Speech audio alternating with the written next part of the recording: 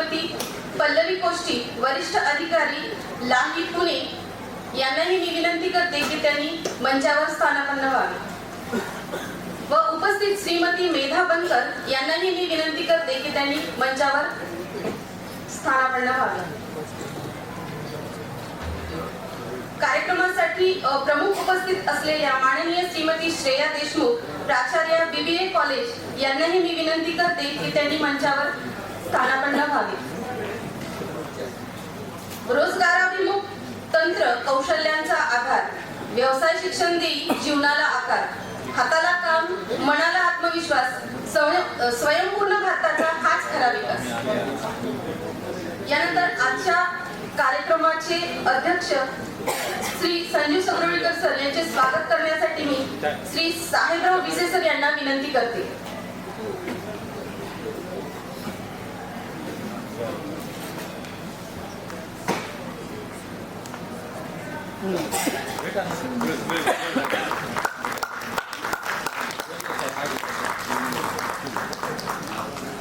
प्रमुख वक्ते श्री शरद जाधव यांचेही स्वागत श्री साहेबराव विसे सर करतील।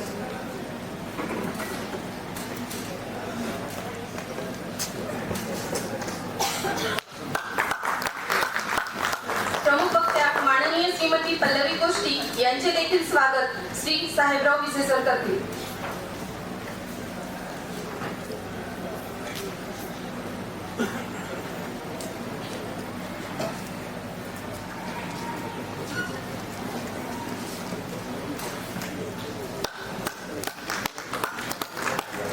श्रीमती मेधा बनकर यांचे स्वागत श्री विसे सर करतील।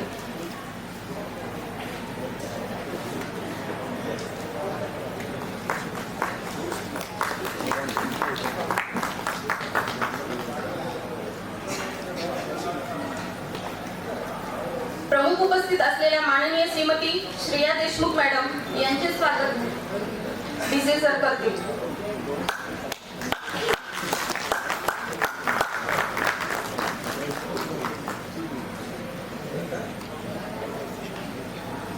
माननीय श्रेया देशमुख मॅडम यांचे देखील स्वागत विसे सर करतील।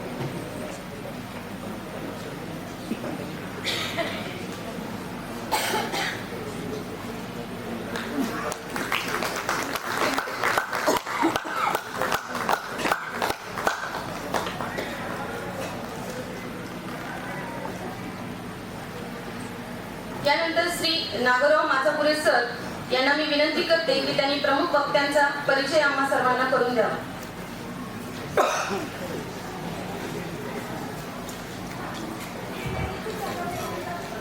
नमस्कार।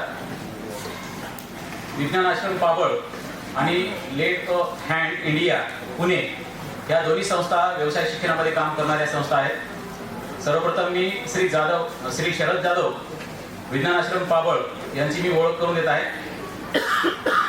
सर या विज्ञान आश्रमात 12 वर्षापासून कार्यरत आहेत आणि ते IBTचे प्रकल्प समन्वयक म्हणून काम करत आहेत। 2017 ते 20 या काळात त्यांनी मुख्यमंत्री फेलोशिप सुद्धा यांना मिळालेली आहे। महाराष्ट्रातील पुणे, सांगली, कोल्हापूर, अहिल्यानगर, नंदुरबार, धुळे, नाशिक तसेच छत्तीसगडमधील दंतेवाडा, ओडिसामधील मलकनगिरी, रायगडा, कोराटपूर इत्यादी जिल्ह्यात IBTचे कार्य यशस्वीपणे पोहोचवलेले आहे। त्यासोबतच चीफ मिनिस्टर फेलोशिपच्या काळात संभाजीनगर, गंगापूर तालुक्यातील ग्रामीण भागात शाश्वत विकासासाठी त्यांनी काम केलेले आहे। त्याबद्दल संभाजीनगर प्रशासनाने त्यांचा गौरव करण्यात केलेला आहे। देशात वेगवेगळ्या ठिकाणी लर्निंग बाय डुईंग या प्रकल्पाचे काम ते यशस्वीरित्या पाहिलेले आहे। आता सध्या ते विज्ञान आश्रम पाबळ येथे ते IBTचे प्रकल्प समन्वयक म्हणून काम पाहतात। त्यानंतर श्रीमती पल्लवी कोष्टी ह्या पुणे येथील लाही म्हणजे लेट हँड इंडिया या संस्थेच्या मागील 10 ते 12 वर्षापासून वरिष्ठ अधिकारी म्हणून काम पाहत आहेत। त्यांच्याकडे इयत्ता 8वी ते 10वी चालणाऱ्या स्वाधीन प्रकल्प म्हणजे IBT introduction to basic technology, आता त्याचं नाव मल्टी स्किल फाउंडेशन कोर्स असं झालेलं आहे, त्या प्रकल्पाच्या त्या प्रमुख आहेत। महाराष्ट्र आणि महाराष्ट्राबाहेर बऱ्याच राज्यात यांचं काम चालते आहे। या शाळेतील बहुविध कौशल्य अभ्यासक्रमाचे ते व्यवस्थापन करतात. सोबत श्रीमती मेधा बनकर मॅडम सुद्धा आहेत, त्या त्यांच्या सहकारी आहेत. या पण लाहीमध्ये गेल्या 10 वर्षापासून कार्य करतात आणि महाराष्ट्राबाहेरील 8 राज्यामध्ये हे स्वाधीनचं काम पाहतात. यानंतर माननीय श्री शरद जाधव यांना विनंती करते की त्यांनी उपस्थितांशी संवाद साधावा. सर्वप्रथम आजच्या सत्रासाठी उपस्थित सर्व मान्यवर तसे आयोजक यांचे मी आभार मानतो की या ठिकाणी मला बोलण्याची संधी उपलब्ध होते. मी विज्ञानाश्रमामध्ये काम करत असताना म्हणजे मला तुमच्याकडे बघून माझा अनुभव फार कमी आहे, परंतु आमची जी संकल्पना आहे विज्ञानाश्रमाची, हाताने काम करत करत शिकणे आणि बुद्धीला चालना देणे, या प्रयोगातून डॉक्टर श्रीनाथ कलबाग सर यांनी 1983 साली विज्ञानाश्रम ही ग्रामीण भागामध्ये या संस्थेची स्थापना केली आणि त्यांचा उद्देश हाच होता की शिक्षणाच्या माध्यमातून ग्रामीण विकास, त्याची टेक्नॉलॉजीची सांगड कशी घालायची. तर मी एज्युकेशन प्रोग्राम खास करून बघतो, तर आताचं जे धोरण आहे नवीन शैक्षणिक धोरण हे अतिशय आपल्या येत्या काळामध्ये महत्त्वाचं आहे. म्हणजे 21व्या शतकामध्ये व्यवसाय शिक्षणाला किती महत्त्व दिलं आहे आणि ते कसं राबवायचं आणि त्याच्यासाठी आम्ही काय करतोय हे थोडक्यात मी मांडण्याचा प्रयत्न करतो.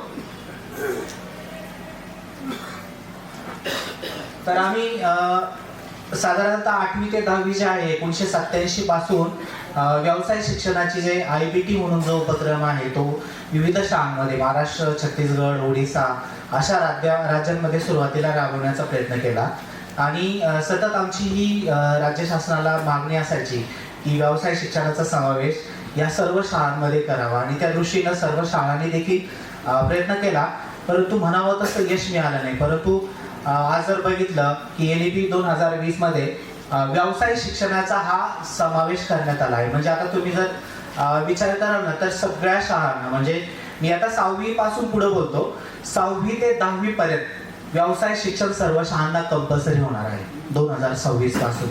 तर त्याची तयारी आतापासूनच करायची. म्हणजे आता मला एक प्रश्न विचारायचा की किती शाळांमध्ये आता सध्या व्यवसाय शिक्षण चालू आहे अशा हात सगळं करावं. त्याच्यामध्ये खूपच थोड्या आहेत ज्या शाळा आहेत त्यांना माहीत आहे किंवा त्या राबवतात. तर आता सगळ्यांचीच एक तुम्ही तयारी ठेवायची आहे की आपल्याला व्यवसाय शिक्षण हे राबवायचं आहे आणि त्याच्यासाठी येणारे काय आव्हानं असतील ते कसं राबवायचं आणि शिक्षकांचा काय रोल असेल त्याच्यामध्ये, त्याचं प्रशिक्षण कसं होणार, तर या गोष्टी देखील महत्त्वाच्या आहेत. त्यापूर्वी मी आता हे प्रकल्प कसे राबवायचे, म्हणजे IBT मध्ये जर बघितलं ना तर आम्ही आता काही मोजक्या शाळा आहेत ना, आम्ही इथं उपक्रम करतो, म्हणजे एक ऍक्टिव्हिटी घेतो, ऍक्टिव्हिटी बेस चालतं.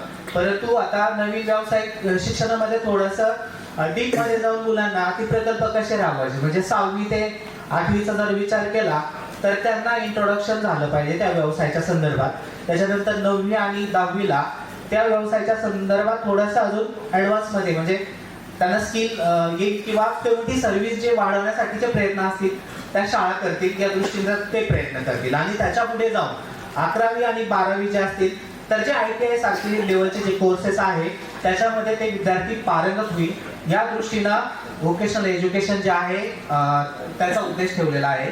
तर हे साधारणतः आम्ही लर्निंग बाय डुईंग आणि स्टेम प्रोग्राम जो आहे उत्तर प्रदेश, पश्चिम बंगाल आणि झारखंड या राज्यांमध्ये राबवतो. मी गेली 3 वर्ष युनिसेफ बरोबर लखनौ या ठिकाणी, म्हणजे 15 जिल्हे मी बघायचो उत्तर प्रदेशचे, म्हणजे बुंदेलखंड पासून इकडं पश्चिम UP, त्याच्यानंतर गोरखपूर नेपाळ साईडला सगळ्या बॉर्डरला, चंदोली बिहारची साईड, तर अशा सगळ्या एरियामध्ये आम्ही ते कव्हर केले 15 जिल्हे. आता त्याचं पुढं मी सांगतो विश्लेषण. तर अटल टिंकरिंग लॅब तर काहींना माहीत असेल, आपल्या शाळा इथं पण आहे, कॅम्पसमध्ये पण आहे. साधारणतः सरकारने यावर्षी 10,000 लॅब नवीन चालू करण्याचं जे आहे ना धोरण राबवलेलं आहे. आता हे काही प्रकल्प आहे, थोडंसं आपण हे प्रकल्पाबद्दल बोलू की आपण आता हे प्रकल्प राबवायचे कसे, शाळेमध्ये कसे हे करायचे. तर हे एक्झाम्पल आहे काही. साळुंद्रेची एक शाळा आहे मावळमध्ये, त्यांनी हा गव्हाचा प्रकल्प केला, म्हणजे गहू लागवडीचा जो प्रकल्प आहे त्याच्याबद्दल. आता आपण काय करतो, आपण मुलांना सांगतो की हे फळावर लिहिलं नाही, हे तुम्ही उतरून काढा, पण मुलांना कितपत समजतं, म्हणजे काही देत असेल की त्यांच्या मनानं संकल्पना लिहित असेल, पण बऱ्याच शाळांमध्ये असं होत नाही. तर मुलांनी त्यांच्या भाषेमध्ये त्यांना काय समजलं ते मांडणं अपेक्षित असतं त्या प्रकल्पाच्या माध्यमातून. तर या ठिकाणी तुम्ही बघू शकता की आता मुलांनी हे सगळं रेकॉर्ड ठेवलं, म्हणजे मुलांच्याच फोटोग्राफ्स आहेत, मुलांच्याच नोंदी आहेत. त्याच्यामध्ये गहू लागवड, म्हणजे गहू लागवड करायची असेल तर जमीन तयार करावी लागते. जमीन तयार करण्यासाठी मेजरमेंट आली, म्हणजे तुम्ही हेक्टरमध्ये, गुंठ्यामध्ये, यार्डमध्ये, कशामध्ये मोजता. मग मेजरमेंटचं स्किल आलं. त्याच्यामध्ये माती परीक्षण आलं. माती परीक्षणामध्ये तुम्हाला पीएच मोजायचा असतो, त्याचा ऑर्गेनिक कार्बन किती आहे, नायट्रोजन किती, फॉस्फरस किती आहे, पोटॅशियम किती आहे. आता हे जर बघितलं तर हे आपल्या पुस्तकांमध्ये पण आहे, पण आपण कसं ते थेरॉटिकली शिकवतो, पण त्याचा लिंक करून कसं मुलांना ते सांगायचं की मातीमध्ये कोणकोणते गुणधर्म आहेत. आता गव्हातील तण वगैरे काढणं असेल तर कोणत्या प्रकारचं तण आहे, त्याला फवारणी कोणती करायची, मग फवारणी करताना काही टेक्नॉलॉजी वापरायची का. आजकाल आता एआयचं जे आपण म्हणतो, एआयचा विषय पुढे आला तर जवळजवळ 56,000च्या वरती ऍप आहेत. थोडे थोडे जास्त पण असतील एवढे ऍप आहेत. मग प्लांटिक्स ऍप आहे, मी उदाहरण देतो की त्याच्यावर जर गेलं तर कीड कशी निरीक्षण करायचे, तर त्या ऍपचा वापर करून मुलं निरीक्षण करतील की माझ्या पिकांवरती कोणतं कीड आलेला आहे, मग त्याच्यासाठी मी काय उपाय करू शकतो, सेंद्रिय पद्धतीने, रासायनिक पद्धतीने मी काय तुलना करू शकतो. तर हे सगळं मुलांनी रेकॉर्ड ठेवलेलं आहे.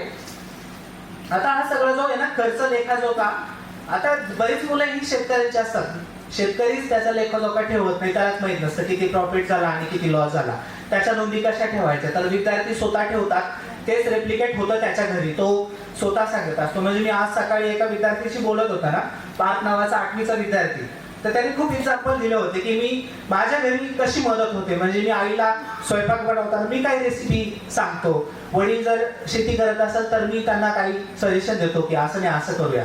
तर त्याचा पण त्याला व्यावहारिक कुठं ना कुठं तरी फायदा होतो. मी तुमच्या शाळेचंच उदाहरण देतोय. तर आता इथं बघा,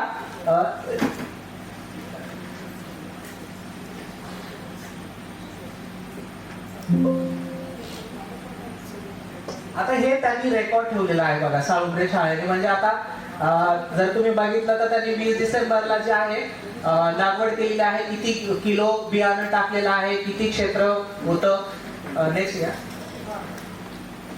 तर आता इथं बघा तुम्ही त्यांनी जे आहेत ना, म्हणजे पानं किती, फुलं किती, त्याच्यानंतर बियाणे कधी हे झाले, त्याला दाणे कधी भरले, त्याच्यानंतर मॅन पॉवर कॉस्ट किती लागली, त्याच्यानंतर वीज किती लागली. तर या सगळ्याच्या नोंदी त्या विद्यार्थ्यांनी ठेवलेल्या आहेत.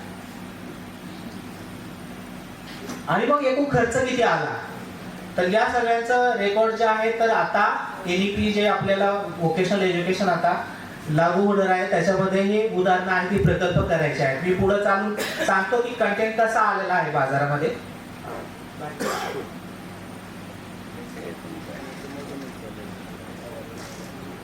असेच काही प्रकल्प आहे. आता बघा आपल्या बहुतेक सगळ्या शाळांमध्ये जे आहे ना, गणपती बसवला जातो किंवा गणपतीचं डेकोरेशन आनंदाने मुलं करत असतात. आता इथं जे आहे ना, आपल्या प्रकल्पांना काही लिमिटेशन नाही. मुलांनी इथं, ही वागऱ्याची शाळा आहे, तुम्ही जर कधी नाशिकला गेले तर त्र्यंबकेश्वरच्या एका रिमोट एरियामधली शाळा आहे. तर त्या विद्यार्थ्यांनी इथं गणपती डेकोरेशन केलं आणि मग त्याचं रेकॉर्ड कसं ठेवलं.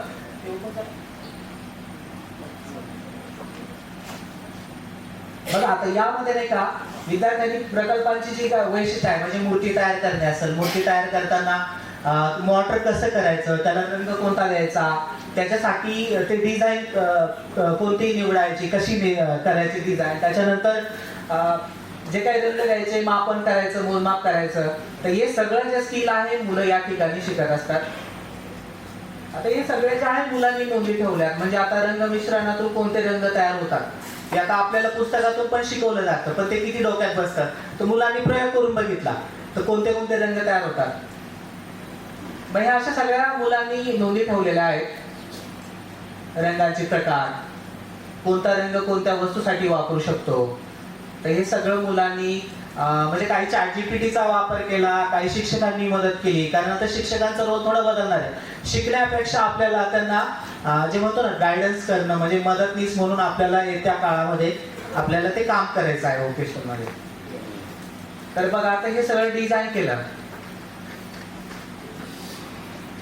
आता त्यांनी काय केलं, डेकोरेशन साठी पण त्यांनी ना स्क्रॅप मधून काय काय गोष्टी वापरता येतील त्याचं पण त्यांनी डिझाईन केलंय.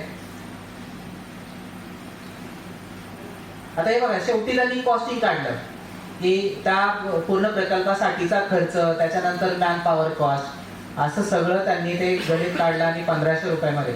आता पुढचा काय भाग आहे, मग त्यांनी मार्केटिंग सर्वे केला आणि बाजारामध्ये काय उपलब्ध आहे आणि आपण ते कसं विक्री करू शकतो. म्हणजे आपल्या शाळेत पण इथं स्टॉल लावलेला आहे बघा, तर मुलांना ते प्रेझेंटेशन स्किल, त्याच्यामध्ये तो कसं पटवून देतो, म्हणजे कम्युनिकेशन स्किल असतील, ग्रुप डिस्कशन असेल, तर ज्या काही क्षमता असतात तर त्या क्षमता या प्रकल्पाच्या माध्यमातून मुलांच्या डेव्हलप होत असतात.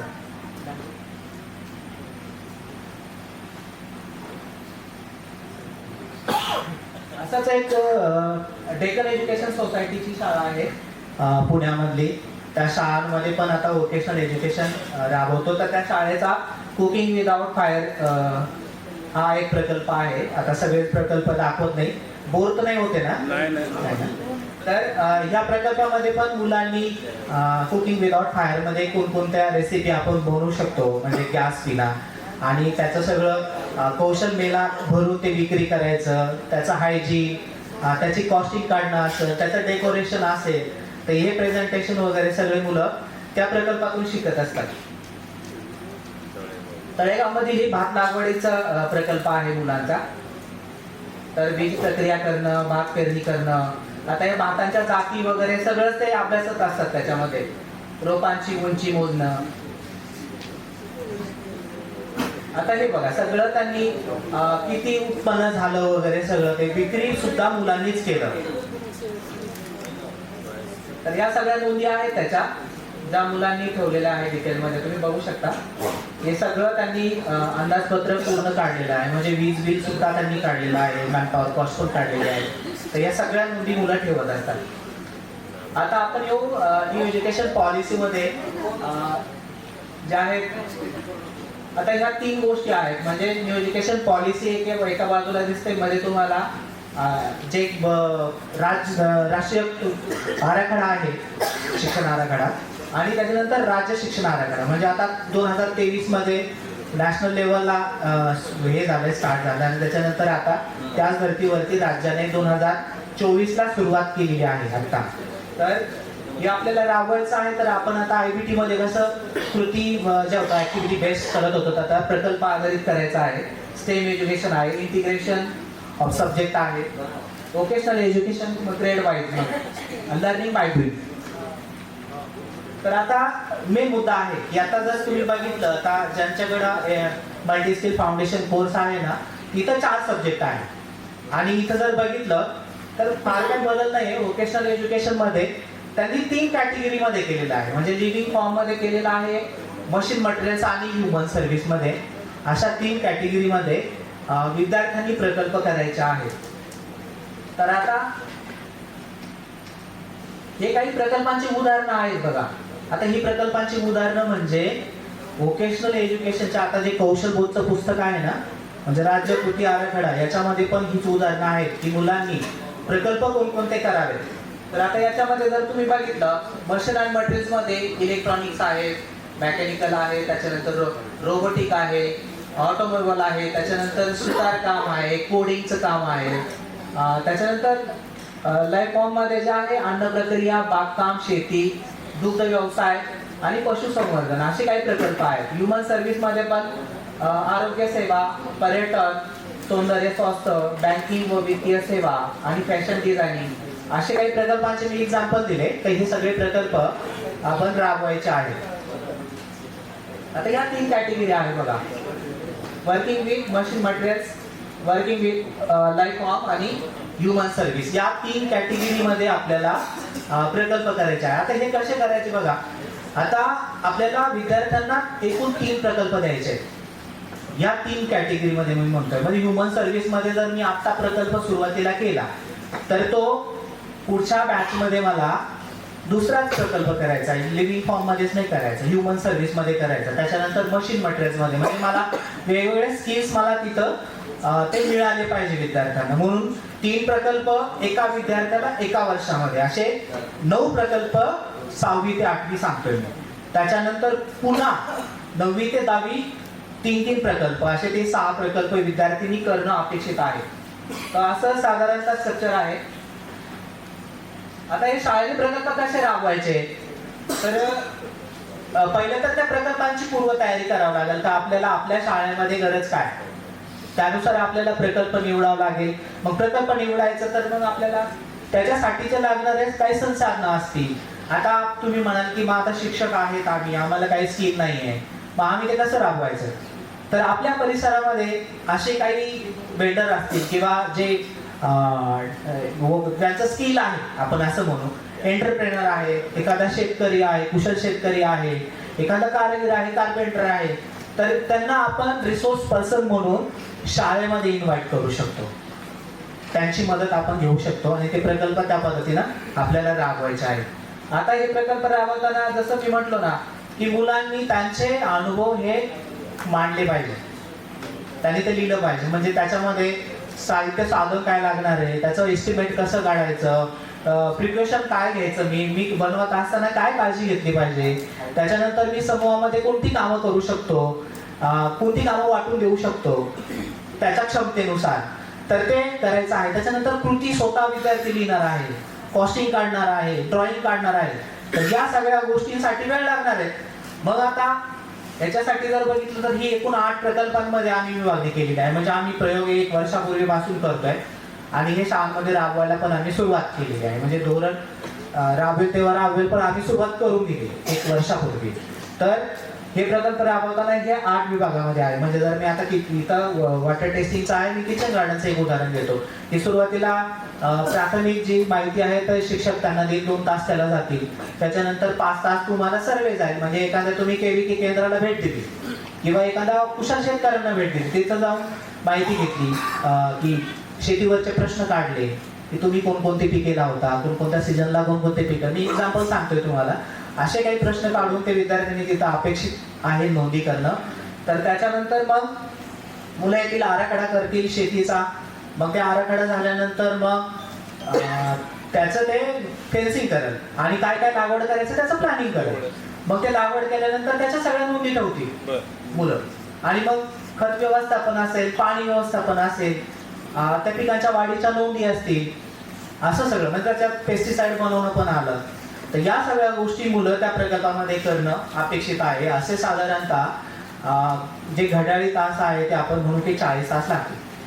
कारण हे जे आहेत ना, आता आयबीटीला प्रश्न पडतो की आपल्याला की आपण ऍडजस्टमेंट करून किंवा इतर तासिकांचं हे करून किंवा आधीच घेऊन टाकतो. आपल्या शाळेत तर तसंच होतंय, 1.5 तास आधी आपण वेळ देतो, मग ते सगळं ऍडजस्टमेंट करून. पण आता इथं तसं नाही. इथं तुमच्या गणित आणि विज्ञानाबरोबरचा वेळ दिलेला आहे त्या टाइम टेबल मध्ये. आता हे कौशल बुक जे बुक आहे ते ऑलरेडी बाजारात आता येत आहे. तुम्ही म्हणजे एनसीआरच्या तुम्ही साईटवर जर गेला एनसीआरटीच्या तर ते बुक तुम्हाला मिळेल. काही बघितलं पण असेल तर ही पुस्तकं आता बाजारात उपलब्ध आहेत. तर आता आम्ही काय करतो, तर आमचे जे डायरेक्टर आहे योगेश कुलकर्णी त्या कमिटीवरती लीड करतात आणि हे कंटेंट तयार करण्याचं काम आता हे कुठून करायचं, तर तुमच्या पैकी ज्या शाळा आहेत तिथून आम्ही मुलांची काही उदाहरणं असतील, त्यांचे अनुभव असतील, त्यांचं डॉक्युमेंटेशन असेल, तर असं करून हा करिक्युलम डिझाईन केलेला आहे. तर 6वी ते 8वीची पुस्तकं बाजारामध्ये आलेली आहेत. तर आपल्या शाळांची उदाहरणं आहेत त्याच्यामध्ये. आता याची अभ्यासक्रमाची अंमलबजावणी कशी होणार, कधी होणार, तर बघा आता 25 आणि 26ला पहिली आहे, 26, 27ला परत दुसरी, तिसरी, चौथी आणि 6वी. त्याच्यानंतर 27, 28ला 5वी, 7वी, 9वी आणि 11वी आणि 29 पर्यंत 12वी पर्यंत त्याचं इम्प्लिमेंटेशन होणार आहे. हे सगळे जे उदाहरण आहेत ना, हे आता हे तुम्हाला सांगायची गरज नाही कारण मी आधी पण सांगितले. हे सगळे उदाहरण आहेत. किचन गार्डन तयार करणं, प्लांट नर्सरी असेल, DIY हायड्रोपॉनिक्स असेल, ऍग्रिकल्चरचा, मॉडर्न ऍग्रिकल्चर. कारण ग्रेडनुसार त्या मुलांच्या क्षमतेनुसार प्रकल्पांचं जे आहे ना हे केलेलं आहे, वर्गीकरण केलेलं आहे. तर तशा पद्धतीनं मुलांनी ते प्रकल्प राबवायचे आहेत. आता बघा इथं हा मेन तुमच्या मनातली जी शंका आहे ना तर ती काढून टाकतो. तर व्यावसायिक शिक्षणासाठी तुम्हाला 9 नंबरला दिसतंय का, 9 नंबरला 227 वार्षिक तासिका दिलेल्या आहेत. तर तुम्ही वरती पण बघू शकता गणित आणि विज्ञानला किती आहे, 234 बरोबर. तर म्हणजे तुमच्या गणित आणि विज्ञाना इतकंच त्याला वेटेज दिलेलं आहे. तर व्होकेशनल एज्युकेशन हा व्यवसाय शिक्षण जो आहे तो हा सब्जेक्ट किती महत्त्वाचा आहे तर हे आपल्याला लक्षात घेणं गरजेचं आहे. आम्ही कौशल बोर्डमध्ये साधारणतः प्रत्येक विभागाचे 2-2 प्रकल्प त्यांनी एक्झाम्पल म्हणून आपण ते दिलेले आहेत. त्याच्यामध्ये आम्ही त्याच्या पलीकडे जाऊन 40 नवीन प्रकल्प तयार केले शाळांमध्ये. उन्हाळ्यामध्ये आम्ही काम केलं शाळांना, तिथल्या आसपासच्या ज्या शाळा आहेत गावाच्या आसपासच्या शाळा, उन्हाळ्यामध्ये मुलांसोबत आम्ही काम केलं आणि प्रकल्प राबवले. आता आमच्याकडे 40 प्रकल्पांचे एक्झाम्पल झालं. आता त्याचं कारण असं आहे की आम्ही जी 2-2 उदाहरणं दिली, म्हणजे आता तुमच्यासारख्या तळमळीच्या शाळा करू शकतील, पण काही शाळा अशा पण करू शकतील की नाही बाबा आता हे पुस्तकात दिलंय ना, एवढाच प्रकल्प मला राबवायचा आहे आणि हा असा दिलाय फॉर्मॅट, तर मी ते राबवून घेतो. तर आम्ही त्याला थोडेसे उदाहरणं अजून दिली की अजून काय करू शकतो. म्हणजे आता गणपती डेकोरेशनचा प्रकल्प पाहिला तर तो नाही, तर आम्ही असे काही एक्झाम्पल तयार केले की अजून काय प्रकल्प करू शकतो. म्हणजे आवळ्याची प्रक्रिया करून आपण पदार्थ वेगवेगळे कसे करू शकतो त्याच्यावरचा प्रकल्प असेल. तर असे सगळे प्रकल्प जे आहेत आम्ही त्याचे एक्झाम्पल तयार केले. साधारणतः 40 प्रकल्प आहेत. आम्ही आता टेक्नोव्हेशन यावर्षी दरवर्षी राबवत असतो, तर यावर्षी पण आम्ही त्याचं इनोव्हेशन करणार आहे. ते बुकचं तर सगळ्यांना देणार आहे, ते उपलब्ध करणार आहे.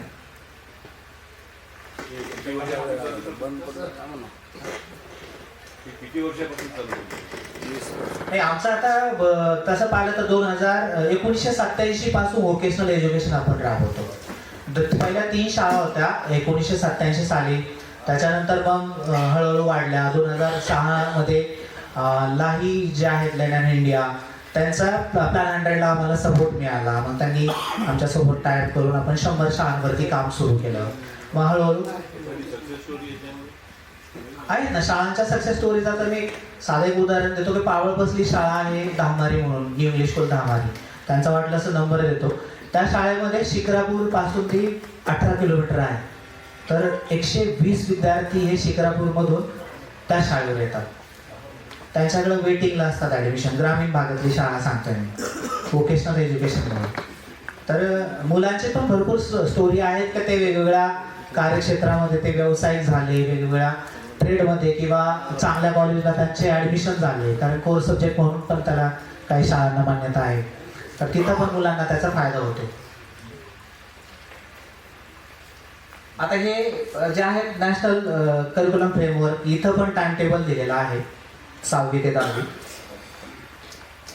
हा 9वी ते 10वीचा आहे. इथं पण बघा 110 तासिका दिलेल्या आहेत जवळपास. आता ही काही जी काही उद्दिष्ट आहेत आपल्याला लक्ष साध्य करायचे, तर ते व्होकेशनल एज्युकेशनचे आहेत. मी थोडंसं पुढं जाते. आता सध्याच्या व्यवसाय शिक्षणामध्ये काय बदल आहेत, म्हणजे आता V1 V2 मध्ये आणि याच्यामध्ये काय बदल आहे. तर आता ते 4 सब्जेक्ट होते, तर आता हे 3 विभागामध्ये काम करत आहे. त्याच्यामध्ये आपण 8वी ते 10वी, म्हणजे 8वीला नाही, आपण 9वी 10वी कोर सब्जेक्ट म्हणून गेलो होतो, पण 8वी पासून बेसिक आपण शिकवायचं मुलांना.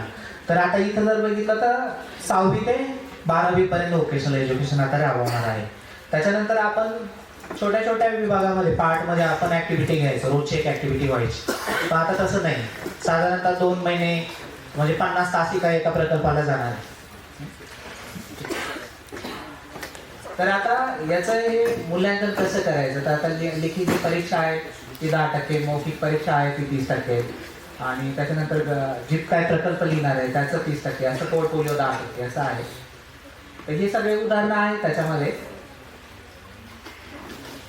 आता हे प्रकल्प राबवताना पायलट प्रोजेक्ट म्हणून आम्ही उत्तर प्रदेशमध्ये पहिल्या 15 जिल्ह्यामध्ये 45 शाळा निवडल्या होत्या. आता आमच्याकडे 5400 शाळा आहेत.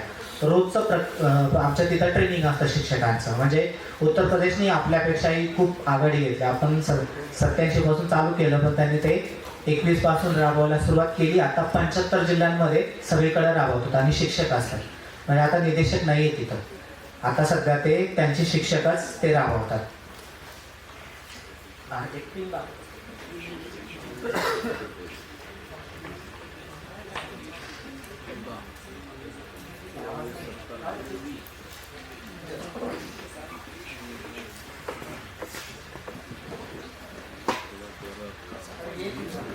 असा तिथला हा उपक्रम आहे. तिथं काही जे म्हणजे योगी आदित्यनाथ त्यांनी पण ॲप्रिशिएट केलं.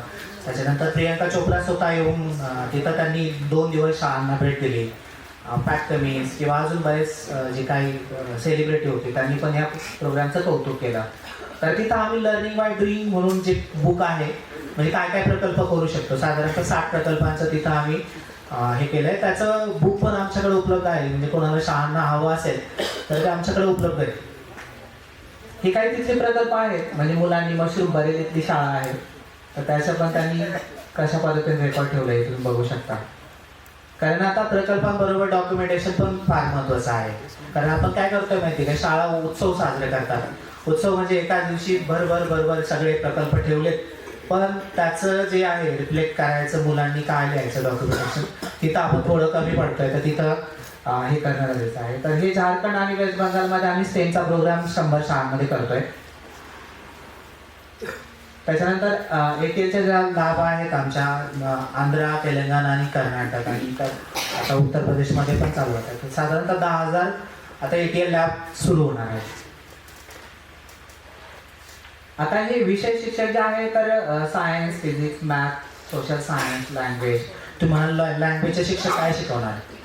तर आता जर समजा ॲनिमेशन आणि गेम जर बनवायचा असेल तर विषय शिक्षकांचीच मदत लागते. कारण तुम्हाला स्क्रिप्ट रायटिंग आलं नाही का, तर तिथं स्क्रिप्ट रायटिंग करायचं असेल तर विषय शिक्षकांचीच मदत घेणार.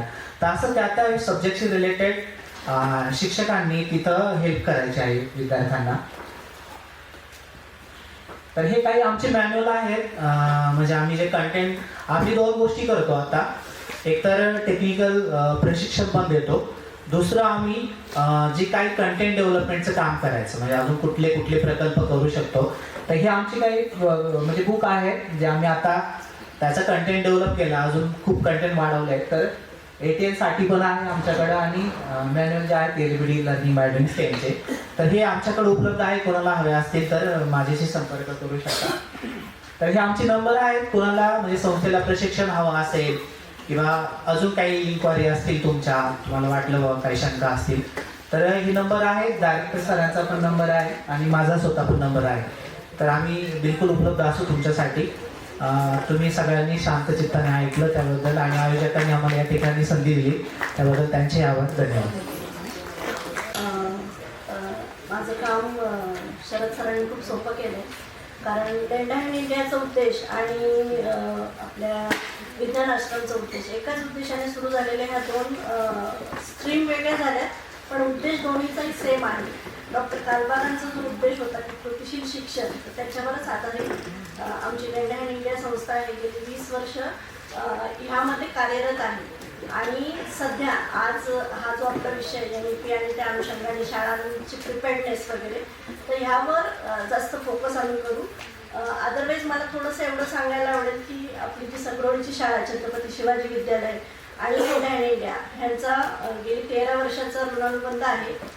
शाळेमध्ये तुम्ही आत्ता पाहिलं असेल, बाहेर स्टॉल लागलेले आहेत. मल्टीस्किल फाउंडेशनचे विद्यार्थी 4 ट्रेड शिकतात शाळेमध्ये आणि त्या 4 ट्रेडमध्ये विद्यार्थी त्यांचे गुणांचं छान प्रदर्शन करतात. आणि मला आत्ताच बोलताना सरांनी सांगितलं, मुख्याध्यापक सरांनी सांगितलं की माझी शाळा सुंदर शाळामध्ये सुद्धा शाळेला राज्यस्तरापर्यंत पारितोषिक मिळालं आहे आणि त्याच्यात MSFCचा हा छोटासा होणारा एक वाटा आहे. 6-7 मार्क त्याची त्याला शाळेला मिळालेले आहेत. तर अशा प्रकारे शाळेबरोबर आमचे ऋणानुबंध आहेत आणि शाळेत नुसता हाच प्रकल्प चालू आहे असं नाही, तर पूर्व व्यावसायिक अभ्यासक्रम किंवा जे कौशलबोध, आता शरद सरांनी सांगितलं त्याला आता कौशलबोध असं नाव दिलं आहे. पण 22 साली आम्ही इथे ह्या शाळेमध्ये पूर्व व्यावसायिक अभ्यासक्रम हा पायलटच्या स्वरूपाने चालू केला होता आणि तोच आता 26 सालापासून कौशलबोध म्हणून सर्व शाळांमध्ये, महाराष्ट्रातील सर्व शाळा म्हणजे गव्हर्नमेंटच्या शाळा, प्रायव्हेट शाळा, कुठलीही शाळा असू द्यात, कौशलबोध 26 साली आणि 27 सालापासून मल्टी सेक्टर जे 9वी-10वीसाठी असणार आहे. तर सरांनी मेनली फोकस कौशलबोधवर होता. आमचं प्रेझेंटेशन जे असेल, मी आणि माझे सहकारी मेधा वणकर आम्ही सादर करू. तर ते मल्टी सेक्टरचे पायलट आम्ही करतो आहोत भारतभरातल्या शाळांबरोबर. त्याचे काही फायंडिंग्ज आहेत त्याच्या, कारण आमचे फाउंडर जे आहेत मिस्टर राज बिर्ला, तर त्या समितीवर ते आहेत. दिल्लीत जे NCFची कमिटी आहे त्याच्यावर NCERTमध्ये आमचे राज सर कमिटीचे मेंबर आहेत. त्यामुळे आमचे जे फाइंडिंग्ज आहेत किंवा आमचे जे ऑब्झर्वेशन आहेत शाळांबरोबर किंवा निर्देशकांबाबतचे, तर ते पुढे पुटअप करायला आम्हाला मदत होते. त्यामुळे आम्ही पायलटची सुरुवात केलेली आहे. तर प्रेझेंटेशनला सुरुवात करू आणि छोटंसं प्रेझेंटेशन आहे ट्रक्समध्ये केलेलं आहे. आय होप तुम्हाला ते आवडेल. तर शाळांमध्ये व्यवसाय शिक्षणाचा आमचा मोठोच तो आहे. डेल्टा इन इंडियाचं उद्देशच ते आहे.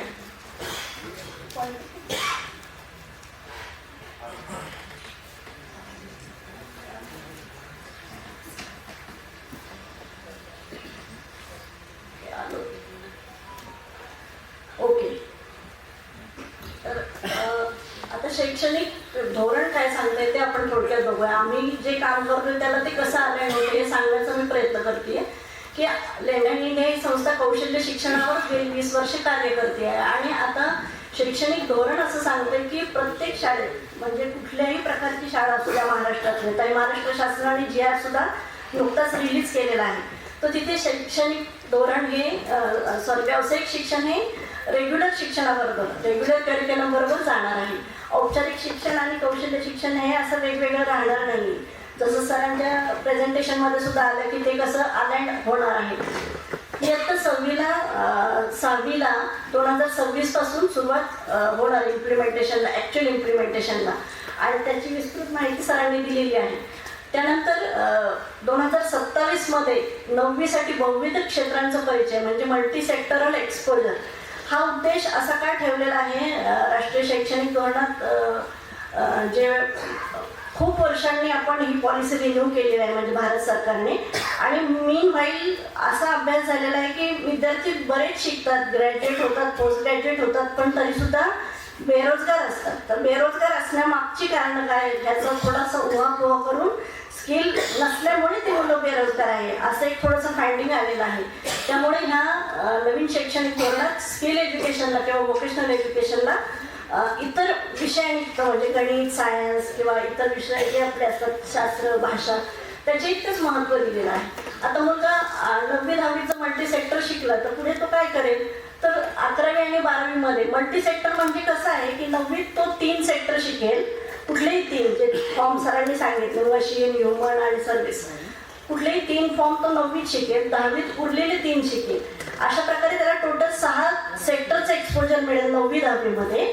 आणि 11वीत आणि 12वीत तो मुलगा त्याच्यातलं कुठल्याही विषयातलं स्पेशलायझेशन करू शकेल.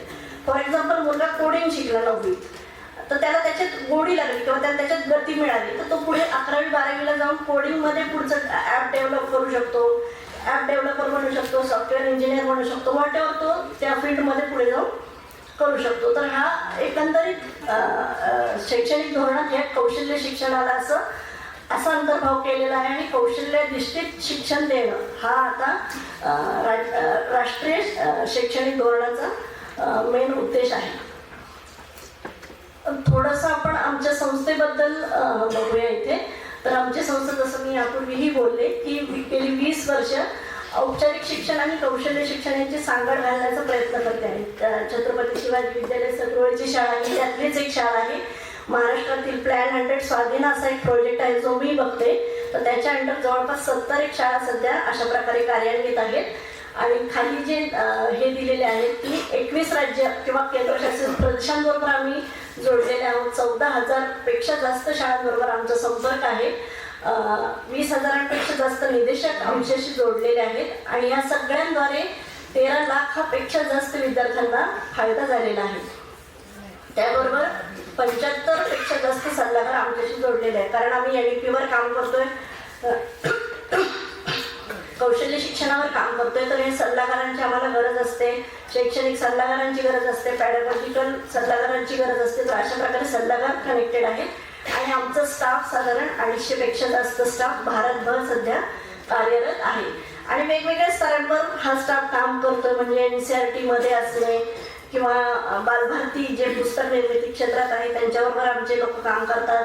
किंवा दिल्लीत जिथे पॉलिटिकल डिसिजन्स होतात मोठे मोठे, सकाळी मग अशी कुलते सरांच्या याच्यात आले की डिसिजनमध्ये सुद्धा पॉलिटिशियनचा रोल असतो, तिथे सुद्धा आमची डिप्लोमसी असते.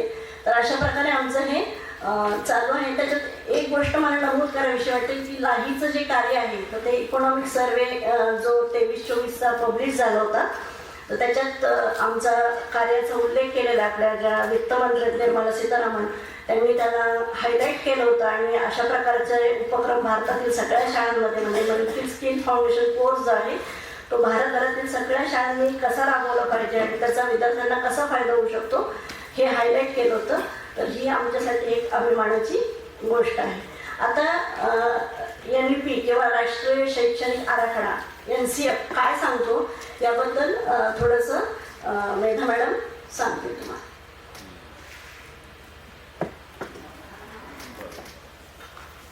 सगळ्यात आधी दिलगिरी व्यक्त करते, माझा घसा बसलेला आहे.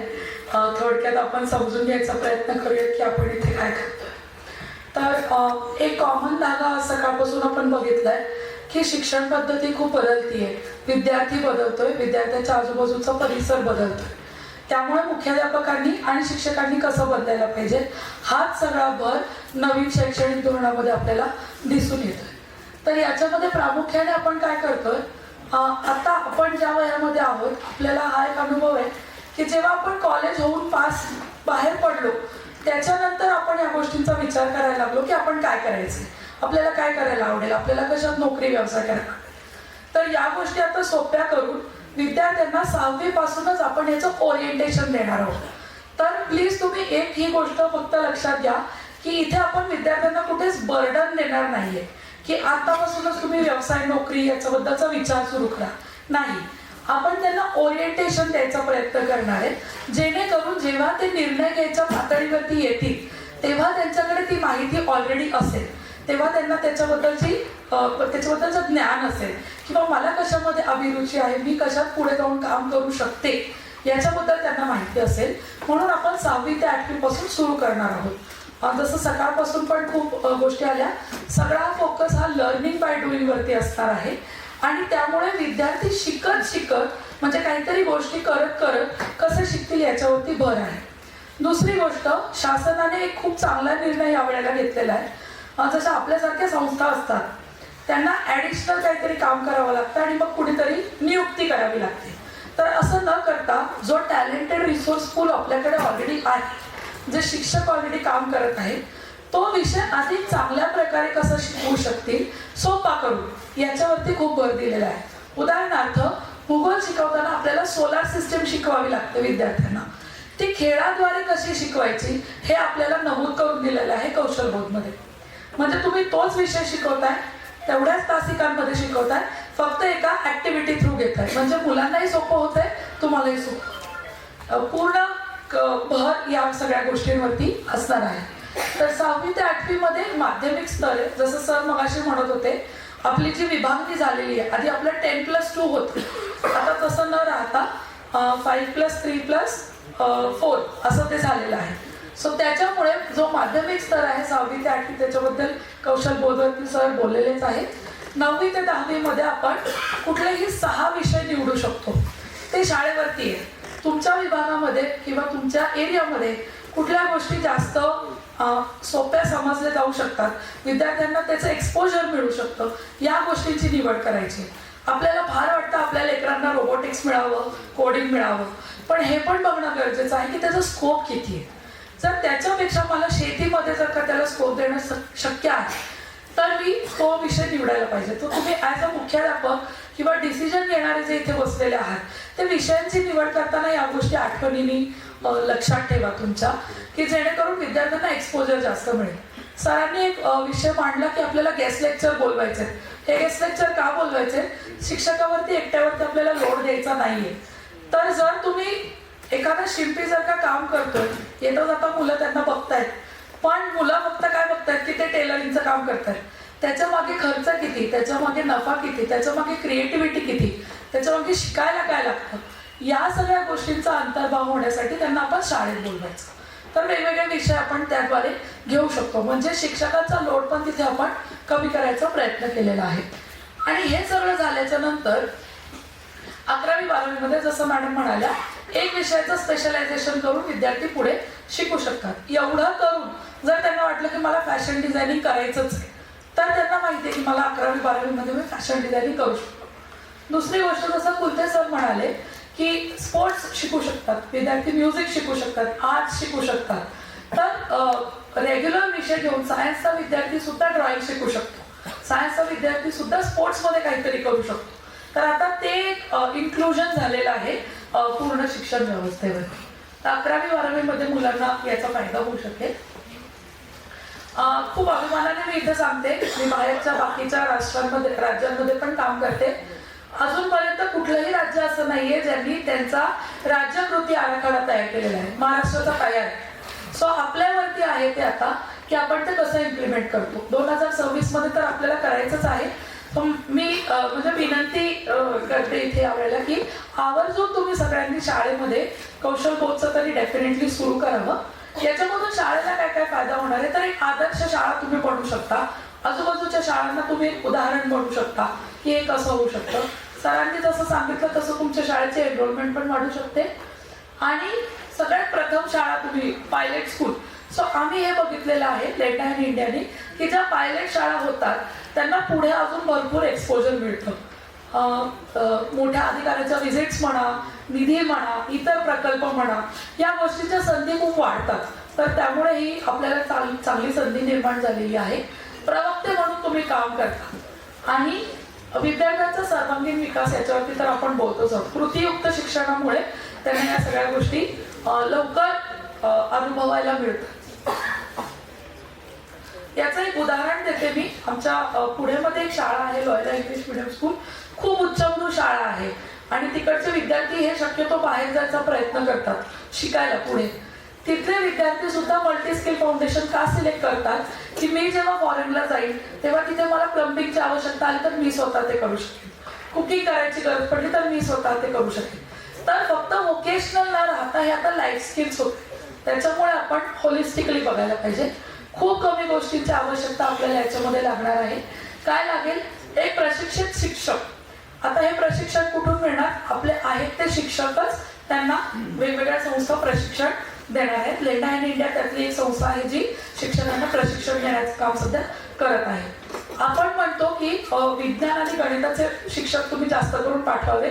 मला पूर्णपणे कल्पना आहे की त्यांना ऑलरेडी खूप काम असतं, पण त्यांचे विषय सगळ्यात जास्त या प्रॅक्टिकलद्वारे पूर्ण होतात म्हणून आपण त्यांचा आग्रह धरतो.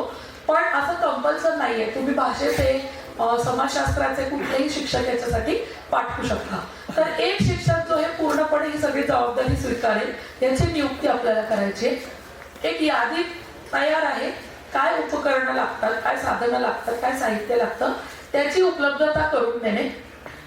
जसं आपण मगाशी बोललो की आपल्या आजूबाजूला कुठले उद्योग व्यवसाय आहेत त्यांच्याशी सहसंबंध ठेवणे, गरज पडल्यास त्यांना शाळेमध्ये बोलवणं किंवा विद्यार्थ्यांना त्यांच्या ठिकाणी घेऊन जाणं. आणि चौथं खूप महत्वाचं, कारण की आपण हा रोजच्या शाळेचा अभ्यास म्हणजे अभ्यासाचा भाग म्हणतोय.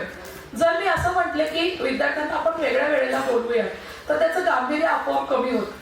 आपल्याला ह्याला वर्क एक्सपिरियन्स करायचं नाहीये. हे व्होकेशनल एज्युकेशन आहे. व्होकेशनल एज्युकेशनचा तेवढाच महत्वाचा भाग आपल्याला ठेवायचा आहे. दुसरी महत्वाची गोष्ट, आपण विषय शिकवत व्होकेशनल एज्युकेशन करणार आहोत. त्यामुळे तो शाळेच्या टाइम टेबलमध्ये असणंच खूप महत्वाचं आहे. तर मुख्याध्यापक म्हणून टाइम टेबल थोडंसं शफलिंगचं काम आपल्याला येऊ शकतं, पण तेही कसं करायचं याच्यासाठी ट्रेनिंगमध्ये आपण सत्र घेतो. उद्दिष्ट आपण बघितलेलीच आहे. दैनंदिन जीवन कसं आहे याच्याशी सांगड घालणं, जेणेकरून विद्यार्थ्यांना एक माणूस म्हणून चांगलं जगता येऊ शकेल. आपण खूप व्हॅल्यूज बद्दल बोललो आज. मूल्य, एक चांगला माणूस म्हणून कसं जगता येईल याच्यावरती येतं. डिग्निटी ऑफ लेबर आपण म्हणतो, या गोष्टी याच्यातून येतात. आणि जीवन कौशल्य आणि इतर कौशल्य याचं एकीकरण होतं. माझी गाडी जर का पंक्चर पडली तर मी किती वेळ वाट बघणार आहे मेकॅनिकसाठी? मला माहिती आहे तर मी ते पटकन करू शकते. जसं टोकेकर मॅडम आता मगाशी म्हटलं की विमान उडवत असताना साइन कॉस थिटा याचा वापर त्या करता आला त्यांना. तर या कुठे ना कुठे प्रत्येक गोष्टीचं सांगड आपल्याला घालता आली पाहिजे विद्यार्थ्याला, तरच ते शिक्षण पूरक होतं. सरांनी सांगितलं तसं खूप क्लिष्ट वाटू शकतं आता हे तक्ता बघताना, पण आपल्याला एवढंच लक्षात ठेवायचं आहे की व्होकेशनल एज्युकेशनसाठी साप्ताहिक आपल्याला 6 तास द्यायचे, घड्याळी तास. मग ते तुम्ही 2 दिवसात 3-3 तास द्या किंवा रोज 1-1 तास द्या किंवा एक दिवस सलग 6 तास द्या. तो तुमचा कॉल. तुम्ही कसं ठरवायचं ते तुम्ही बघू शकता. पण महत्वाचा मुद्दा हा आहे की इतर विषय तितकंच आता वेटेज व्होकेशनल एज्युकेशन. सगळ्यात महत्वाचं जिव्हाळ्याचा विषय की कसं करायचं, कधी करायचं. तर याच्यावरती देखील शासन काम करत आहे आणि आपला जो इतर अभ्यासक्रम आहे त्याच्यामध्ये रिडक्शन होणार आहे. इतर जे विषय आहेत त्याचा अभ्यासक्रम 30% कमी केला जाणार आहे. तरच आपल्याला व्यावसायिक शिक्षणासाठी जागा उपलब्ध होईल. त्याच्यावरती काम सुरू आहे. पण प्लीज तिथे तुम्ही लक्ष देऊ नका की अरे हे पण शिकवायचं, हे पण शिकवायचं, हे कसं शक्य होईल. त्याची पण तरतूद करण्यात आलेली आहे. आता तुमच्या भूमिका आणि जबाबदाऱ्या. तर मगाशी आपण ज्या गोष्टी बघितल्या त्या अवेलेबल करून देणं हे सगळ्यात महत्वाचं काम आहे. की जे साहित्य लागणार आहे, जे शिक्षक लागणार आहेत, एक खोली लागेल आपल्याला जिथे विद्यार्थी मोकळेपणाने ह्या सगळ्या गोष्टी करू शकतील. प्रात्यक्षिक करण्यासाठी आवश्यक साधनांची उपलब्धी करून देणे आणि आवश्यकतेनुसार, कारण कोडिंग आपण शिकवणार आहोत, मेकाट्रॉनिक्स आपण शिकवणार आहोत, तर IT ची सुविधा म्हणजे कम्प्युटर्सची सुविधा देखील आपल्याकडे असायला पाहिजे विथ इंटरनेट. आणि एक कार्यकर्ता तुमचा एक असा असायला पाहिजे शिक्षक, जसं या शाळेचं मागचं पुरे सर आहे की ते त्यांचा विषय शिकवतात आणि मल्टी स्किलचं पण सगळं कोऑर्डिनेशन ते बघतात. तर काही असतं तर त्यांच्याशी एका पर्सनला पॉईंट पर्सन असल्यामुळे गोष्टी सोप्या होऊन जातात. बोलाय त्या व्यक्तीकडे त्या विषयाची सगळी माहिती असते. तर असं कुणीतरी एक नेमणूक करणं आणि जेव्हा कधी ट्रेनिंग लागेल त्या ट्रेनिंगला त्यांना पाठवणं. लेंडा इन इंडियाद्वारे याच्यामध्ये आम्ही काय करतो तर लेंडा इन इंडिया इतके दिवस इम्प्लिमेंटेशन काम करायची, आता आम्ही ॲज अ रिसोर्स पार्टनर काम करायला सुरुवात केलेली आहे. तर शाळांना मदत करण्यासाठी आम्ही काय करणार, 40 विद्यार्थ्यांना आवश्यक, म्हणजे आम्ही असं अज्युम केलंय की इफेक्टिव्ह क्लास होण्यासाठी एका वर्गामध्ये 40 विद्यार्थी हवेत. जर तुमच्या वर्गामध्ये जास्त मुलं असतील तर तुम्ही त्याप्रमाणे जास्त सामान उपलब्ध करायचं, कमी असतील तर कमी करायचं. 40 प्रमाणे आम्ही एक यादी तुम्हाला तयार देणार, काय काय लागतंय खर्चासहित.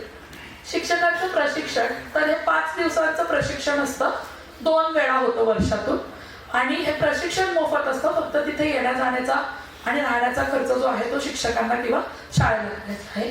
पण प्रशिक्षणामध्ये जे काही मटेरियल दिलं जाईल किंवा प्रशिक्षणामध्ये जे काही शिकवलं जाईल ते विनामूल्य असणार आहे. तिसरी महत्वाची गोष्ट, पुस्तकं जी काही लागणार आहेत त्याच्या सॉफ्ट कॉपीज अवेलेबल केल्या जातील. आणि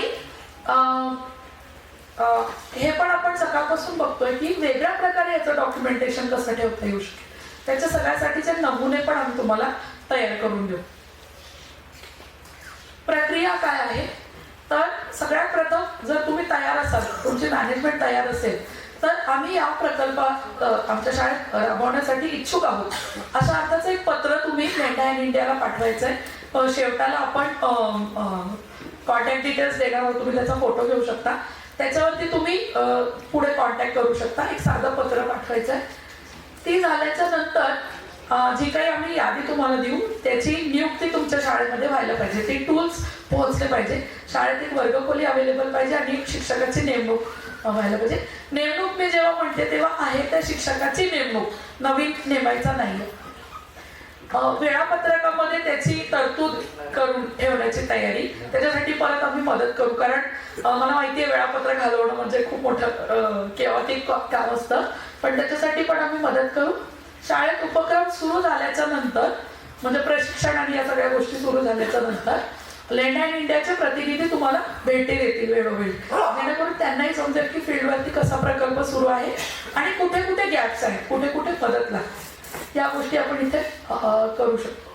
आणि त्याच्या व्यतिरिक्त जे काही सहकार्य लागेल त्याच्यासाठी मदत करणं, एक मुख्याध्यापक किंवा प्रोग्राम लीड म्हणून एवढं आपलं आहे. याच्या पुढे आता जसं आम्ही म्हटलं की पायलटमध्ये काही प्रोजेक्ट आम्ही सुरू केलेले आहेत, ऑलरेडी शाळांमध्ये हे विषय सुरू केलेले आहेत, त्याची पुढची माहिती पल्लवी मॅडम देते.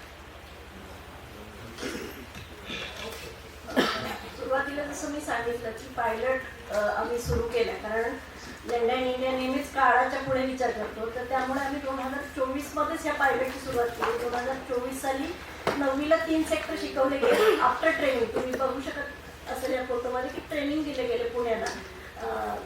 राज्य म्हणजे देशभरातील विविध ठिकाणचे निदेशक इथे आलेले आहेत आणि त्यांना ट्रेनिंग दिलेलं आहे. आणि दुसऱ्या फोटो तुम्ही बघता की शाळेत त्याची ॲक्च्युअल अंमलबजावणी कशी होती. मल्टी सेक्टर हा विषय मल्टी स्किल सारखा जरी असला तरी त्याचा थोडा फोकस स्किलपेक्षा सेक्टरवर जास्त आहे. विद्यार्थी त्या शिक्षणातून कुठले कार्यक्षेत्र निवडतो कोडिंग करतो जेव्हा एक विद्यार्थी, तर त्याला at the time 5 career option डोळ्यासमोर दिसले पाहिजे. तुम्ही ॲप डेव्हलपर बनू शकतो, वेब डेव्हलपर बनू शकतो, सॉफ्टवेअर इंजिनियर बनू शकतो, टेस्टिंगचं काम करू शकतो. Same with other 6 sectors. म्हणजे असं आहे की त्या मुलाला एका विषयाला धरून 5-6 सेक्टर तिथं दिसले पाहिजे. आणि इतका सुंदर तो अभ्यास पुस्तक सुद्धा इतकं सुंदर शिकताना तिथं चित्र लिहिलेली आहे. गार्डनिंगचा विषय शिकतोय मुलगा, तर तो काय काय इमॅजिन करू शकतो की माझं एक शेडनेट आहे, किंवा माझी छोटीशी नर्सरी आहे, किंवा मी स्वतःचं शेत कसं नीट करतोय. म्हणजे अशी छान प्रकारे त्या मुलाला रिलेट करू शकतो. आपलं शिक्षण आपल्या कार्याशी रिलेट कसं करू शकतो, हे मल्टी सेक्टरचा मेन उद्देश आहे.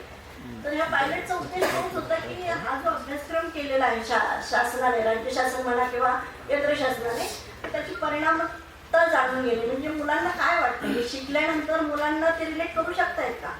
मी जर आज कोडिंग शिकलो किंवा मी आज मेकॅट्रॉनिक्स शिकलो, तर मी काय रिलेट करू शकतो किंवा काय विचार करतो त्याच्या पुढे जाऊन, हे बघणे. आणि दुसरा उद्देश असा होता, जसं आता मेधा मॅडमने सांगितलं की एक शिक्षक किंवा शिक्षक नेमणे वगैरे ह्या शाळेत लेवलवर खूप अवघड असतं त्या गोष्टी, की एक नवीन माणूस घेणं किंवा आहे त्यांनाच अकोमोडेट करणं, त्या गोष्टी चॅलेंजिंग असतात. पण त्याच्यातून मिडवे पण शाळेलाच काढायचं असतं. एखादा कधी कधी कार्यक्षम कार्यकर्ता आपल्याला भेटू शकतो की जो सगळं व्यवस्थित नीट ऑर्डिनेट करू शकतो, पण एखाद्या वेळेस 2 लोकांना तिथं अपॉइंट करावं लागू शकतं. ही विषय असे डायव्हर्सिफाईड आहेत. ह्याच्यात जे 6 विषय आहेत ते डायव्हर्सिफाईड आहेत. काही काही टेक्निकल आहेत, काही काही खूप जुजबी आहेत.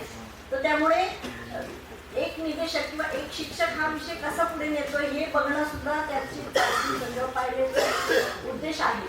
ह्याच्यात तुम्ही बघू शकत असाल की मुलांना मेजरली असे प्रोजेक्ट करायचे आहेत, प्रेझेंटेशन करायचे आहे, आणि याद्वारे किंवा क्षेत्रभेटी मेजरली करायच्या. तर फिनान्स सारखा विषय आहे, तर फिनान्स सारखा विषय वर्गात बसून शिक्षक काय सांगणार, त्यापेक्षा बँकेत मुलांना नेलं काय असतं, कर्ज काढणं म्हणजे काय, EMI कसा असतो, तो कसा कॅल्क्युलेट होतो, लोन प्रपोजल कसं असतं, साधं आपलं ATM कार्ड कसं फंक्शन करतं, किंवा अकाउंट कसं उघडायचं, करंट अकाउंट काय, सेव्हिंग अकाउंट काय, यातला फरक काय, स्टुडंटसाठी कुठले वेगवेगळे अकाउंट आहेत. तर ह्या सगळ्या गोष्टी मुलं तिथे ॲक्च्युअल फील्डवर जाऊन डायरेक्ट बँक मॅनेजर म्हणून हे शिकतात. तर यामुळे हा थोडासा मल्टी सेक्टर. आणि तर बँकेत गेला की तिथं तो 4 वेगवेगळ्या प्रकारच्या लोकांना बघतो. एक क्लर्कला बघतो, कॅशियरला बघतो, पिऊनलाही बघतो, आणि बँक मॅनेजरलाही बघतो. तिथेच त्याचे ते पॉपअप येतात की मी फिनान्स शिकलो तर मी यापैकी काहीतरी करू शकतो, मग मला वाटतं ते इंटरेस्ट, मग तर पुढे जायचं.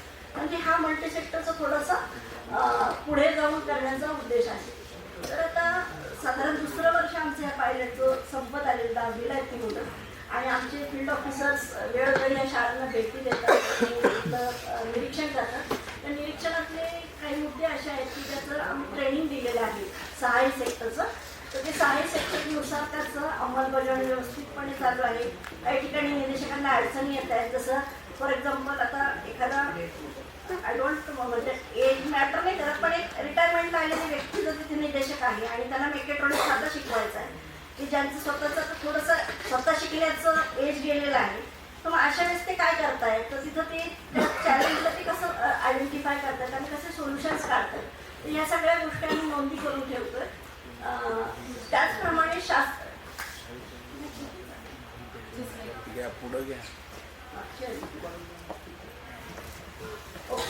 दाहिने दिलेले जे प्रशिक्षण आहे तर त्याच्यात काही त्रुटी आहेत का, आणि त्या त्रुटी असतील तर त्या पुढच्या प्रशिक्षणात कशा भरून काढायचं ह्याचाही आम्ही निरीक्षणामध्ये विचार करतो.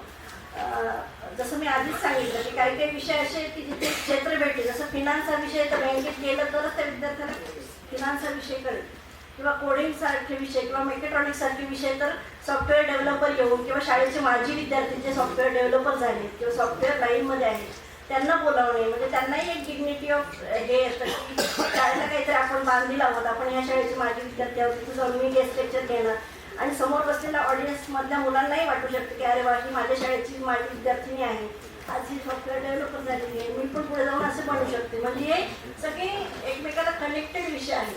तर त्यामुळे अतिथी व्याख्यान आणि क्षेत्रभेटी ह्या खूप मस्त आहेत, आणि जेणेकरून कुठलाही 6 सेक्टरपैकी कुठलाही सेक्टर हॅम्पर होणार नाही की बाबा मला येत नाही तो शिकवता, मला होत्या तो नको शिकवायला, असं होणार नाही. मी आयदर तो तज्ञ व्यक्तीला बोलवून शिकवून घेईन किंवा मग मुलांनाच बाहेर नेऊन तो कव्हरअप करेल. त्यानंतर शाळेत जेव्हा जातो आम्ही तर तेव्हा मुलांशी आवर्जून बोलतो, कसा वाटतो हा विषय, त्यांना काय त्यातले आवडतोय किंवा नाही, किंवा काय सुधारणा करायला हव्या, पुस्तक कसं वाटतंय त्यांना, ते रिलेटेबल वाटतंय की नाही, तर अशा सगळ्या गोष्टी आम्ही जाणून घेण्याचा प्रयत्न करत असतो.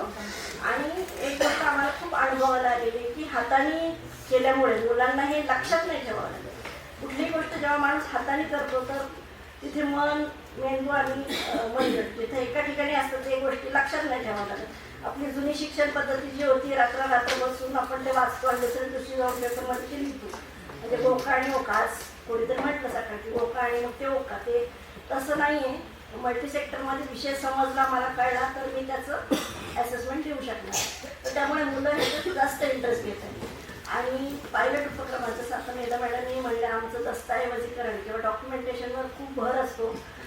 खूप त्याच्यासाठी वेगवेगळे टेम्पलेट आम्ही डिझाईन केलेले आहे. म्हणजे विद्यार्थ्यांचा फीडबॅक किंवा निदेशकांचा फीडबॅक आफ्टर एव्हरी सेशन तो आम्ही कलेक्ट करतो. मग त्यांना काय अडचणी आल्यात तर ते आमच्यापर्यंत लगेच पोहोचतात. मग ते आम्ही आत्ता त्याच्यात सोल्युशन नाही काढू शकत आहे, पण आम्ही ते आत्ता कलेक्ट करतो. कारण ह्या पुढे जाऊन आम्हाला शासनापर्यंत मांडायचं की हे केलं तर हे होऊ शकतं, हे केलं तर हे नाही होऊ शकणार, किंवा हे केलं तर हे ह्याला आपण असं उत्तर देऊ शकतो. म्हणजे हे आमचं सुद्धा एक स्टडी चालू आहे, पायलट प्रकल्प आहे.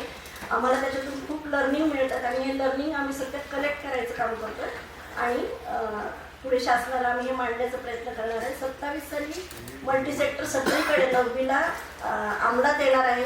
तर माझी तुम्हाला सगळ्यांना विनंती आहे की तुम्ही आत्तापासूनच, कारण मग अशी शरद सरांनी हात वर करायला सांगितलं तेव्हा हार्डली 2-4च हात वर आले ते स्किल एज्युकेशनचं काहीतरी चालू आहे. पण जिथे काहीच चालू नाही तर त्यांनी ॲटलिस्ट थॉट प्रोसेस चालू करा किंवा आमच्या सगळ्यांच्या शाळेलाच थोडीशी वेळ काढून भेट द्या. तिथे कसं चालतो मल्टी स्किलचा उपक्रम ते बघा.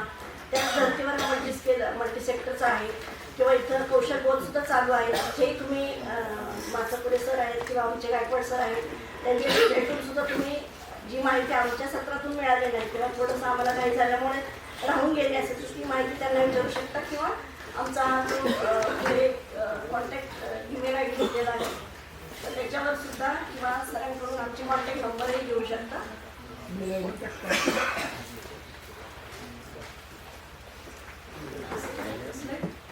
धन्यवाद.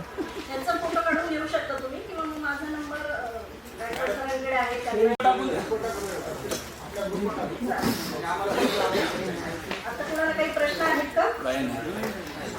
इन्व्हिटेशन आम्हाला दिलं आणि ह्याच्यात आम्हाला प्रेझेंटेशन सादर करण्याची संधी दिली. हां सर, तुम्ही सगळ्यांनी I think skill on wheels आमची पाहिली असेल. हां, तर तो असा प्रोजेक्ट आहे कारण आता हात मगाशी जेव्हा शरद सरांनी सांगितलं तेव्हा हार्डली 3-4 हात वर आले. म्हणजे स्किल एज्युकेशनचं स्प्रेड खूप कमी आहे. तर आम्ही स्किल ऑन व्हील्स गेली 8-10 वर्ष झाली आहेत आमचा हा उपक्रम स्किल ऑन व्हील्स सुरू केलेला आहे. त्याचा ऑब्जेक्टिव्ह असा आहे की स्किल एज्युकेशनचं महत्त्व वाड्या वस्त्यांपर्यंत पोहोचेल. आता सतरोळीसारखी शाळा आपली आहे तर तिचे इन्फ्रास्ट्रक्चर आहे, त्यांना ते लॅब सेटअप करू शकतात, टूल्स आणू शकतात, ट्रेनर अपॉइंट करू शकतात, त्यांना त्यांचं सगळं रिसोर्सेस अवेलेबल करून देऊ शकतात. पण अशा खूप शाळा आहेत वाड्या वस्त्यांवर आहे, तिथे एनरोलमेंट पण कमी आहे आणि शाळांकडे तेवढं इन्फ्रास्ट्रक्चर नाही आहे किंवा फायनान्शियल तेवढं त्यांचे स्ट्रेंथ नाही आहे. अशा ठिकाणी आमच्या SOW जातात, तिथे मुलांना ते प्रॅक्टिकल जे आता MSFCमध्ये आमच्या शाळांमध्ये होतात तर ते तिथे SOWवर ते प्रॅक्टिकल करून घेतात. आणि काही ज्या शाळा इंटरेस्टेड आहेत किंवा ज्यांना इतक्याच माहितीच नव्हतं स्किल एज्युकेशनचं मग ते त्याद्वारे ॲडव्होकसी पर्पज आम्ही ते सुरू केलेलं आहे आणि त्याद्वारे अनेक शाळा आमच्याशी जोडलेल्या आहेत आणि तिथे स्किल एज्युकेशन सुरू झालेलं आहे.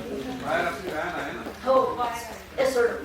आणि ती भारतभर, हो, ती लडाख टू कन्याकुमारी पूर्ण भारत ती फिरलेली आहे आणि कंटिन्युअस ऑन व्हील्स असते.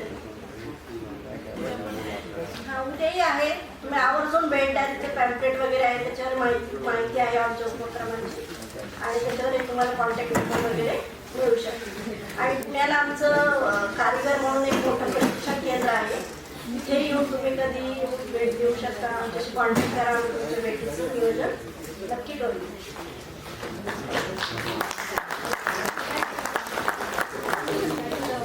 धन्यवाद मॅडम.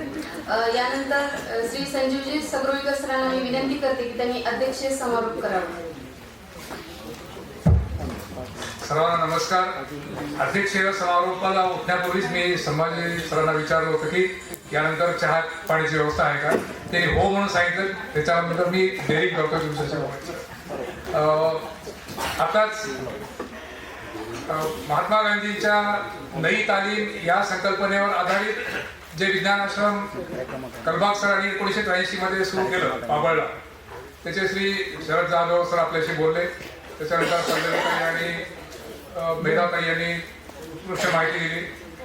कौशल्य विकास हा आता कळीचा मुद्दा आहे, याच्याबद्दल वाद नाही. आणि आपल्याला आवडीचे विषय घेता येतात आणि नावडते विषय घेता येत नाहीत, हा त्याचा महत्वाचा भाग आहे. काही जणांची चित्रकलेमध्ये खूप आवड असते, पण माझं उलट आहे. 10वीला जर चित्रकला हा विषय आवश्यक असता तर मी 10वी नापास झालो होतो. आणि हस्ताक्षराच्या बाबतीत तसंच आहे. फक्त तुम्हाला एक छोटं उदाहरण सांगतो. छोटं कौशल्य कमी कालावधीमध्ये जर शिकलो आपण किंवा कोणी शिकला तर जगामध्ये काय क्रांती होऊ शकते. तुमच्याकडे आयफोन किती जणांकडे? बरं, आयफोनचा संस्थापक माहिती आहे तुम्हाला? कोणी फाउंडर माहिती आहे? स्टीव्ह जॉब्स आहे, ज्यांनी पर्सनल कॉम्प्युटर मॅकिंटॉश पहिल्यांदा केला, नंतर मग ॲपल आणलं. तर हा रीड कॉलेज ऑरेगॉन स्टेटमध्ये अमेरिकेमध्ये, तिथं तो शिकायला गेला ग्रॅज्युएशनसाठी. आणि तिथं सोय असते की तुम्हाला आवडेल तर कोर्स करायचा, नाही तर ड्रॉपआउट व्हायचं. 6 महिन्यामध्ये तो ड्रॉपआउट झाला आणि त्यांनी कॅलिग्राफी म्हणजे हस्ताक्षर किंवा वेगळ्या टायपोग्राफीचा एक छोटासा 1 वर्षभराचा कोर्स केला. त्याच्यामध्ये आता जे कॉम्प्युटरमध्ये वेगवेगळे फॉन्ट साईज आहेत, सेरिफ, सॅन्स सेरिफ अशा त्या अक्षरांचा त्यांनी अभ्यास केला. आणि मग मॅकिंटॉश कॉम्प्युटर करताना त्याला जेव्हा अक्षरांचा टायपिंगची जुळवणी करायची वेळ आली, तेव्हा त्यांनी त्या स्किलचा उपयोग करून वेगवेगळे फॉन्ट साईज आहे, म्हणजे इटॅलिक्स आहे, कॅपिटल आहे, हे सगळं आहे. आणि विंडोज जे आहे ह्याचं बिल गेट्सचं, मायक्रोसॉफ्टचं, त्यांनी फक्त कॉपी केली ॲपलची. तर हे जर त्यांनी तो छोटा स्किल बेस्ड कोर्स केला नसता स्टीव्ह जॉब्सनी, तर मल्टिपल फॉन्ट साईज कॉम्प्युटर क्षेत्रात आले नसते, पर्सनल कॉम्प्युटर. आणि आपल्याला वेगवेगळ्या व्हरायटीच्या अक्षरांचा उपयोग आपल्या लेखनामध्ये म्हणजे डिजिटल लेखनामध्ये करता आलं. हे साधं उदाहरण आहे. आता मी आणखी एक माहिती घेतली. आजच्या या अधिवेशनासाठी आलेल्या एकूण किती मुख्याध्यापक आलेले आहेत संस्थाचालक, साधारण 178 जणांची नोंद झालेली आहे. काही जण काही अडचणीमुळे येऊ शकले नाहीत. सगळ्यांची निवासाची इथं व्यवस्था आहे. सगळ्यांना मी फक्त संस्थेच्या वतीने एवढंच सांगू इच्छितो की ही जी संस्था आहे बाबासाहेबांनी स्थापन केलेली, ही नेहमी काळाच्या पुढे राहिलेली आहे. 1983 मध्ये विज्ञानाश्रम सुरू झालं. साधारण त्याच काळात आमच्याकडे तंत्रशिक्षण सुरू झालं. नंतर 87 मध्ये MCVC minimum competency based vocational courses सुरू झाले. आणि आम्ही काळाचा वेध घेत हे करत आलेलो आहोत. आणि त्या निमित्ताने मी वेगवेगळ्या संस्थांशी, संघटनांशी जोडले गेलेलो आहोत. आणि नवीन पिढी हेच काम आता पुढे चालू ठेवलेलं त्यांनी. तुम्ही इथं आलात, कॅम्पस पहा, एकमेकांशी संवाद साधा. तुमच्याकडून आम्हाला आमच्या शिक्षकांना काही मिळेल आणि आमच्याकडून तुम्हाला काही मिळेल ते घ्या. की इथं अशी सिनर्जी क्रिएट होईल. सिनर्जी म्हणजे कलेक्टिव्ह एनर्जी. आणि या जेव्हा वेळ मिळेल, जेवताना, चहा घेताना, तेव्हा मी लोकांना भेटत होतो, ओळखी करून घेत होतो, बोलत होतो. तर बरेच जण असं म्हणाले की ओळखी कधी झाल्याच नाही. हा होईल, संध्याकाळी तुम्ही अनौपचारिक आपण भेटू शकतो. तर बरेच जण म्हणाले की संस्थेचं नाव ऐकून आम्ही मुद्दाम रजिस्ट्रेशन करून आलो. तर ही आमच्यासाठी अतिशय अभिमानाची गोष्ट आहे की तुम्हाला लांबून आमच्याबद्दल इतक्या प्रेमाने तुम्ही आला. स्वागत आहे. आणि नागपूर जिल्हा, पुणे, संभाजीनगर, अंबेजोगाई इथून लोक आलेले आहेत. हे माझं बोलण्यानंतर लक्षात आलं. बऱ्याच सोलापूरचे आलेले आहेत. तर हे अतिशय म्हणजे एक इव्हेंट हा महत्वाचा आहे. त्याच्यामध्ये विचारांची देवाणघेवाण होणार आहे. आणि न्यू एज्युकेशन पॉलिसीच्या संदर्भात आपण काय करू शकतो हे आपल्याला सगळ्यांना मिळून ठरवायचं आहे. सगळे तुम्ही लीडर्स आहात शाळेचे, तर या अधिवेशनाचा तुम्ही जास्तीत जास्त चांगला उपयोग करून घ्या. आणि आपल्या शाळेमध्ये इथून काहीतरी नक्कीच तुम्ही चांगलं घेऊन जाल याची मला खात्री आहे. मला इथं अध्यक्ष म्हणून बोलण्याची संधी दिली, तुमच्याशी संवाद साधण्याची संधी दिली, त्याबद्दल संयोजकांचे धन्यवाद. तुमच्यामध्ये आणि चहामध्ये थांबत नाही मी.